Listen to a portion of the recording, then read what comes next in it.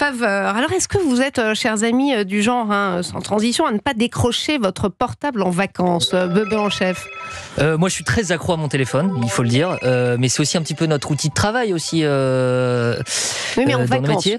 Ah, en vacances, non, je suis dessus également. Très accro à Instagram, on peut le dire. C'est mon seul réseau social auquel je suis accro. Et beaucoup d'SMS avec des amis, des boucles WhatsApp, etc. Non, je décroche pas.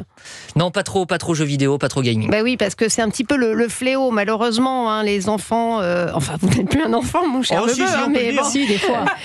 Les enfants qui ne savent plus s'occuper autrement qu'avec un smartphone, une tablette ou, comme ils disent, des PC gaming, pour les plus grands, a fortiori pendant ces longues vacances d'été où on s'ennuie parfois. Alors, si vous êtes parents ou grands-parents et que vous ne savez pas comment faire pour déscotcher vos enfants de leurs écrans, surtout venez témoigner. On va en parler tout de suite avec Armelle Fabre. Bonjour Armelle Fabre, vous êtes journaliste au service société du JDD. Bonjour Stéphanie. Et vous avez pas mal enquêté, Armelle, sur ces sujets. Quel est l'état des lieux? Le temps passé par les enfants devant les écrans a explosé en effet ces dernières années. Quelques chiffres pour planter le décor. Les enfants de 2 à 5 ans regardent en moyenne un écran plus de 4 heures par jour. Et ce temps d'exposition atteint 8 heures chez les enfants de 8 à 14 ans. La question qui se pose évidemment, est-ce qu'il y a un lien potentiel entre l'utilisation des écrans et le développement et retard cognitif des enfants? En 2017, déjà, dans une tribune publiée dans les colonnes du Monde, des médecins et professionnels de santé lançaient une première alerte sur les effets catastrophiques de l'exposition massive aux écrans sur les tout-petits. Et cette année, une commission spécialement missionnée par l'exécutif rendait un rapport d'experts de 142 pages remis le 30 avril dernier au gouvernement et intitulé « Enfants et écrans à la recherche du temps perdu ». Il préconisait tout bonnement d'interdire l'usage des écrans aux enfants de moins de 3 ans et les téléphones portables. Et Armelle, le problème, c'est que les parents sont très dépourvus, très impuissants. Oui, c'est ce que j'ai constaté lorsque j'ai assisté aux consultations pédiatriques dédiées aux enfants addicts aux écrans.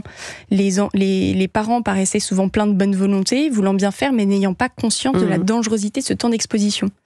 Et j'en ai parlé notamment avec la pédiatre qui a mis en place une consultation spéciale dédiée, le docteur Sylvie Dieu-Odica. Et bien justement, le docteur Sylvie Dieu-Odica qui est notre invité. Bonjour docteur, merci d'être avec nous. Bonjour à vous. Alors, on vient d'entendre ces chiffres quand même inquiétants donnés par Armelle Fabre. C'est vrai que c'est très préoccupant. Plus de 4 heures d'écran pour les plus petits.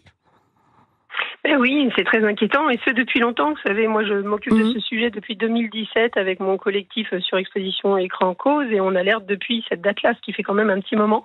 Et les temps n'ont fait que augmenter, notamment avec la crise du Covid, ça n'a pas amélioré les choses bien évidemment. Et la problématique, on dit souvent, il n'y a pas que le temps d'écran, bien sûr, mais il y a le contenu, ce que va regarder l'enfant aussi, et surtout comment il va être accompagné, et surtout la disponibilité de l'adulte, et ça on l'oublie. Si l'adulte est avec son écran aussi, comme on disait tout à l'heure pour notre chef sur Instagram ou autre, si il y a un enfant autour de cet adulte, eh bien ça se passera forcément mal si ça dure plusieurs heures par jour, ce qui est souvent le cas dans le quotidien. Il ne faut pas oublier que tout le monde est pris au piège, vous, moi, et les familles et les parents, et on n'est pas assez informé. Il y a une science qui vient d'ailleurs de Californie, vous parliez de ça tout à l'heure, Silicon Valley, c'est la captologie, et tout est fait pour qu'on ne lâche pas. Donc l'ado ne peut pas lâcher puisqu'on a tout fait, un système dans les jeux vidéo, les algorithmes, dans les réseaux sociaux pour ne pas lâcher. Et malheureusement, le petit bébé, le petit enfant est aussi capté et l'adulte aussi, on le sait bien. Et comment vous avez eu l'idée justement de créer cette consultation spécifique ? Alors cette consultation, elle est à l'hôpital, donc j'ai d'autres collègues qui font des consultations en ville, à Jean-Verdier, à Bondy, donc, et elle a été créée en 2019 parce que au fur et à mesure des années, moi ça fait plus de 30 ans que je travaille auprès des enfants, j'ai vu les choses se dégrader, j'ai vu des enfants en difficulté, des retards de langage, des enfants qui répétaient les dessins animés, qui ne parlaient pas, qui avaient des mauvais contacts, qui avaient des troubles du sommeil, des intolérances à la frustration, et au fur et à mesure avec des discussions avec d'autres professionnels de terrain, les gens vraiment qui voient les enfants au quotidien et les familles et leurs problématiques, on s'est rendu compte qu'il y avait un lien pour certains enfants avec une mauvaise gestion des écrans. Et Sylvie Dieu-Odica, pardonnez-moi, c'est comme ça que vous voyez justement qu'un enfant est vraiment accro, il commence à avoir des retards de langage. Quels sont les symptômes qui peuvent alerter les parents ? Alors, un enfant, on rappelle, à 2 ans, il est censé dire 2 mots et associer 2 mots. Maman partie, papa biberon, ainsi de suite. S'il ne le fait pas, c'est qu'il y a un retard de langage. Il faut arrêter de dire on a le temps, on a le temps. La demande, le constat d'un développement, c'est ça d'abord. Et ça doit alerter les parents si c'est pas le cas. Après, il peut y avoir plein d'origines, un bilinguisme, d'autres problèmes que les écrans, mais déjà, ça doit alerter un professionnel et le parent. Après, des troubles du sommeil, des intolérances à la frustration, on laisse trop 10 minutes, ça passe à 20 minutes, 30 minutes, on utilise l'écran pour manger, on utilise l'écran pour se calmer. Attention, problème avec les écrans. Et ça arrive extrêmement souvent et c'est comme ça que moi je vois des tout petits enfants de 3 ans, 4 ans qui sont plusieurs heures par jour devant les écrans. Alors, et ce ne sont pas des mauvais parents. On parle souvent, on va en parler les parents, Sylvie Diot-Ozika, mais on parle souvent d'addiction comme si on parlait d'une drogue. Est-ce que c'est un mot que vous employez ? Alors, comment dire, les addictologues vont dire que ce n'est pas le bon terme, certains pédopsychiatres également. Il faut bien trouver un terme parce que l'usage problématique, c'est bien trop faible par rapport à ce qui se passe. Et on voit très bien que les choses sont en train d'émerger. On est en train de s'apercevoir de la catastrophe sanitaire vers laquelle on va, pour les tout-petits notamment. Et donc, on peut parler du terme addiction parce qu'on a tous les éléments. C'est-à-dire l'enfant en demande plus. Ce qui le calme, c'est l'écran. Il ne pense qu'à ça. L'ado ne pense qu'à ça après quand il est en situation de difficulté avec l'écran, ainsi de suite. Donc oui, je pense que le terme d'addiction est suffisamment inquiétant pour que justement on poursuive notre alerte sur ce point. Vous restez avec nous, docteur Diot-Ozika. On continue de parler de cette addiction ou comment, chers auditeurs, vous qui ne savez pas, peut-être en ce moment, qui êtes un peu désarmés face à des enfants qui restent scotchés devant leurs écrans. On va voir comment on peut faire pour vous aider. 01 80 20 39 21 pour réagir sur le sujet de l'addiction aux écrans avec Stéphanie Demi.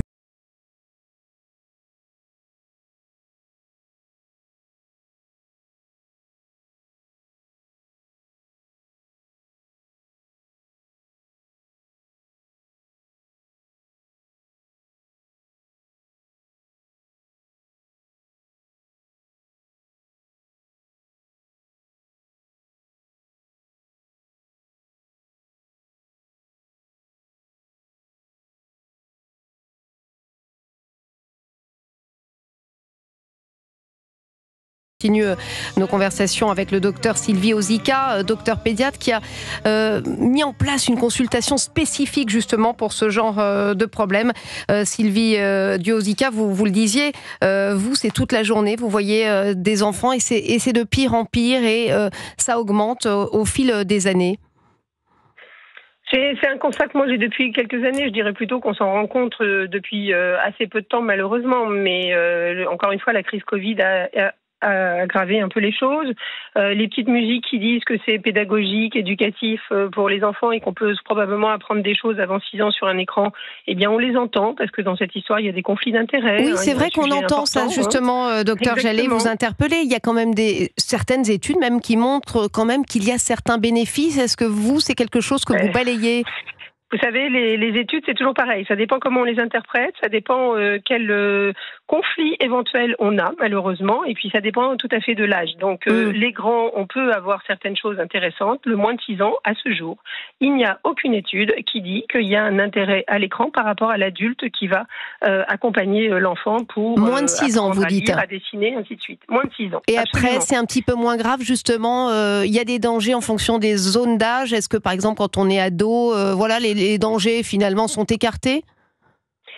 Non, la problématique, c'est pas danger, c'est comment on l'utilise et comment l'adulte accompagnant est là pour bien veiller à ce qui se passe.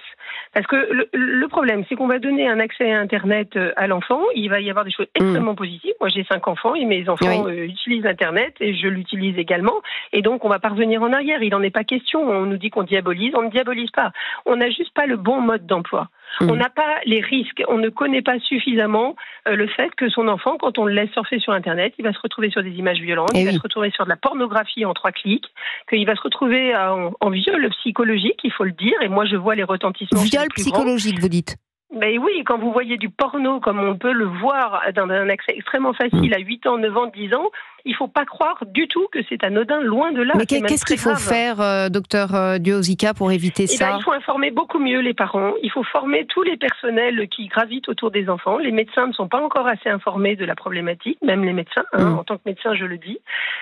Toutes les personnes qui gravitent autour de l'enfant devraient avoir une information précise sur les effets de la captologie, des algorithmes, les effets de la technoférence, notion qu'on ne connaît pas assez, c'est-à-dire cet adulte qui est à côté de l'enfant et qui n'est pas disponible pour l'enfant. Et donc, il ne va pas réagir de façon adaptée, notamment pour le tout petit bébé. Et c'est vrai qu'il y a des conflits, moi je le vois au sein des familles. Le papa est peut-être parfois plus cool que la maman. Je dis, bon, c'est pas très grave, il faut vivre avec son temps. Donc c'est extrêmement compliqué ce sujet-là. Oui, mais justement, c'est une prise de conscience. C'est ce que j'écris dans mon livre, les écrans 10 clés pour les utiliser en famille de manière raisonnée. Et bien, la première clé, c'est « et vous, les adultes, qu'est-ce que vous faites ?» Donc, il faut aussi soi-même trouver un degré d'importance à ce que l'on fait. Si on scrolle en permanence à côté de son gamin et qu'il n'y a rien d'urgent dans les SMS et autres, ça pose problème. Il faut que le parent, le papa, la grand-mère, parce que des fois les grands-parents aussi sont très addicts aux écrans, et bien prennent conscience que l'enfant a besoin de l'adulte disponible pour être Sylvie Duozika, il y a des auditeurs qui veulent nous interpeller. Alexandre. Oui, Stéphanie, il y a Jérémy du bassin d'Arcachon qui est avec nous. Jérémy ? Bonjour Jérémy. Oui. Vous nous appelez du bassin d'Arcachon. Oui. Quelle chance, exactement. Magnifique région. On imagine que vous avez le soleil aujourd'hui. Exactement. Il fait beau, il fait chaud. L'été est arrivé. Et vous êtes en vacances, vous, justement ? Non, je suis pas en vacances actuellement, mais mes filles sont en vacances chez les grands-parents. Alors, justement, les écrans, comment ça se passe avec les grands-parents ? Avec les grands-parents, ça se passe bien. Il n'y a pas d'écran. Ah oui, ça règle le problème. Ça règle le problème. Pourquoi ? Parce que ils sont partis en vacances, ils sont au bord de la mer, elles sont occupées toute la journée, elles sont donc en fait il y a même pas d'envie de leur part parce que elles sont stimulées et donc à partir du moment où l'enfant est stimulé, l'enfant n'est pas demandeur. Chose qui parfois chez nous dans notre quotidien n'est pas le cas et moi je remarque aussi quelque chose qui est très flagrant, c'est en fonction aussi de la période de l'année. L'hiver, c'est beaucoup plus compliqué de faire des choses en extérieur avec le mauvais temps. Surtout votre magnifique région, c'est sûr que là l'été ils sont occupés. Ouais. L'été c'est pas compliqué. On a la chance d'avoir une piscine, j'ai la chance d'avoir le bassin juste à côté. Donc en fait on est tout le temps en extérieur et donc il y a pas de demande. Oui. Par contre l'hiver ou quand il fait mauvais temps, à ce moment-là, c'est vrai que la tentation elle est beaucoup plus forte. Pour elle, pour nous, le quotidien aussi fait que un parent aussi parfois peut être fatigué et cette solution de facilité, ou occupé par son travail, Voilà, et en fait c'est la problématique elle est là et à un moment donné, on a eu un souci avec nos deux filles. Moi j'ai des filles de 4 et 7 ans et en fait on a eu une alarme, c'est quand à un moment donné on leur a dit non et qu'elles se sont mises à pleurer.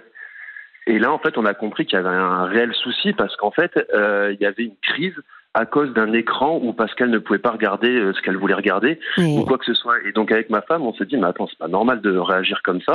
Il faut qu'on fasse quelque chose. Et donc, on a beaucoup plus limité, effectivement, l'accès aux écrans. Mais c'est un combat de tous les jours. C'est hyper compliqué. Oui, et très difficile.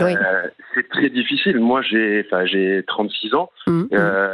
Toute ma jeunesse, j'avais pas d'écran parce qu'on n'avait qu'une télé, on n'avait pas de tablette, les smartphones n'existaient pas. Donc en fait, on n'avait pas cette tentation. Mais aujourd'hui, on a des tablettes, on a des ordis, on a des téléphones, on a tout à disposition. Et surtout, en fait, il y a une multitude de programmes. Par le fait des biais de Netflix, d'Amazon, de ceci, de cela, on est cerné. Qui fait qu'en fait, elles sont tout le temps hyper stimulées par ces écrans-là, et donc c'est vrai que quand on est fatigué, parfois, on se dit allez, c'est pas grave, elles peuvent regarder, ça leur fait plaisir. Mais sauf qu'en fait, c'est un engrenage. Et c'est compliqué. Sylvie Duozika, il y a plusieurs choses dans ce témoignage de Jérémy, l'agressivité des enfants qui se sont habitués à jouer, et puis la réaction. Comment on fait justement, comment on peut réagir, nous, parents, devant les enfants agressifs qui n'ont pas envie de rendre les écrans, alors que parfois, Jérémy le disait, on est occupé, on est fatigué, c'est compliqué. Bien sûr, mais en tous les cas, bravo à Jérémy d'avoir pris conscience, parce que déjà, c'est important. C'est la première étape. Vous dites comment on fait. Déjà, se rendre compte qu'il y a un problème. Déjà, c'est déjà une bonne prise de conscience. Les deux parents aussi, il faut prendre conscience. Et après, moi, je reviens à des choses très simples qu'il faut mettre en place. 4-7 ans, je pense que c'est une bonne idée de dire, il n'y a pas d'écran les jours de semaine. Tout simplement, les jours de semaine où il y a l'école, eh bien, les enfants comprennent très bien les règles simples, et les parents, c'est beaucoup plus simple. Alors effectivement, ça va vous demander la nécessité de faire un peu de cuisine avec eux, d'être un petit peu disponible, et comme vous l'avez dit, c'est pas toujours simple, mais en soi, quand on met bien ces choses-là en place, au moins on a 4 jours où on parlera pas d'écran, le lundi, le mardi, le jeudi, vendredi, d'accord. Et ensuite, on va limiter les temps, évidemment, et faire attention au contenu. On a bien entendu mettre des règles, des limites et la manière de l'utiliser. Merci beaucoup, docteur Sylvie Diodica, d'avoir été avec nous. Et cette addiction, elle concerne pas que les enfants. D'ailleurs, le docteur nous le disait, il y a aussi les parents qui donnent parfois un mauvais modèle, à tel point qu'il y a des séjours détox digital pour les adultes qui ont envie, eux aussi, de se débarrasser des écrans. C'est le cas, par exemple, en Bretagne, avec la maison des gardiens de phare au large de Plouguerneau, pour ceux qui connaissent. Léa Cornic, qui est chargée de communication à l'Office du tourisme du Pays des Abers, est avec nous. Bonjour Léa. Bonjour. Alors, magnifique région, idéale pour faire un éco-gîte. Chez vous, on se désintoxique des écrans, c'est ça ? Vous nous le garantissez ? C'est ça, en fait, toutes les activités sur l'île sont propices à la détox digitale et c'est des activités simples et réconfortantes pour les grands et les petits. Alors, quels sont les profils de personnes qui viennent vous voir ? Alors, c'est des groupes d'amis ou un rassemblement d'une famille sur plusieurs générations, grands-parents, parents et enfants. Et ils vous disent, nous, on vient ici, on a envie de se ressourcer, on n'a pas envie d'avoir Internet, on n'a pas envie d'avoir des écrans. C'est ça, ils viennent pas chercher ça sur l'île. Sur l'île, ils sont ensemble, ils se retrouvent pour la plupart. Ça fait quelques semaines qu'ils se sont pas vus, donc ils profitent les uns des autres. Oui, et sans écran, il y a la Wi-Fi quand même ou ? Alors oui, on capte si jamais quand même. Donc, mais bon, voilà, il y a tellement d'activités finalement qu'on n'est pas tenté de les prendre, c'est bien ça ? C'est ça, on peut faire des jeux de société, des jeux de cartes, de la lecture, du dessin. Les activités sont vastes, on est dans un cadre magnifique, on peut prendre ses jumelles et observer les oiseaux, l'horizon, on est entouré d'eau, c'est magnifique. Mais écoutez, en tout cas, on viendra vous voir dans cette magnifique Bretagne au large de Plouguerneau. Et puisque on parle d'addiction, la Sniffy, c'est fini.